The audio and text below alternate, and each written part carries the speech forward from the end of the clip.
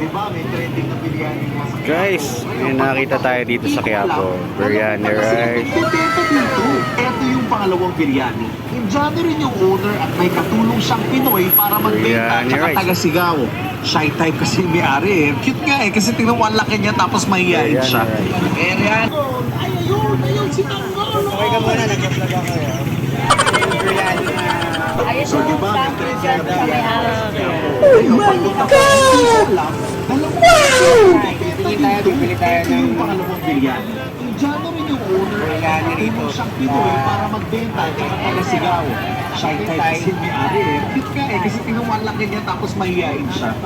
Biryani, Julex. Kaya po ang manager namin. Original na talaga po rin nagbibenta. Matagal na po kami nagbibenta niyan. Siguro may... Hindi tayo dito kaya dito ng biryani. Pasalubong natin kay Cyril, patingnan natin kung gusto niya. Kaya ngayon natin babayaran na natin yung biryani. Okay. Abay nga, ilang araw na ako sa Quiapo eh, hindi ko pa nakikita si Tanggol. Ay, ayun, si Tanggol, oh!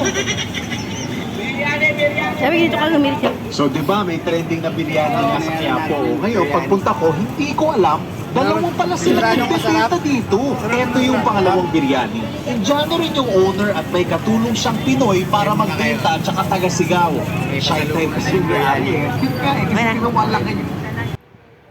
At eto nga, at meron pa nga kaming isang nakitang kainan dito sa may Quiapo.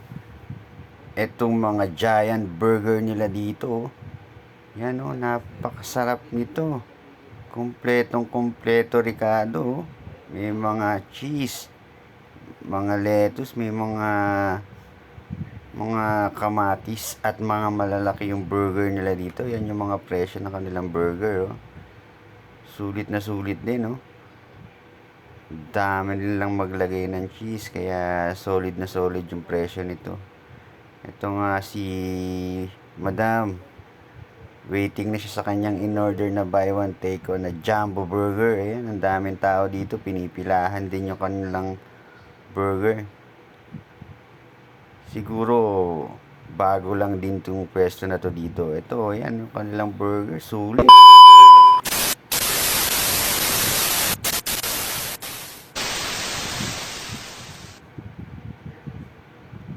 So, yun na nga.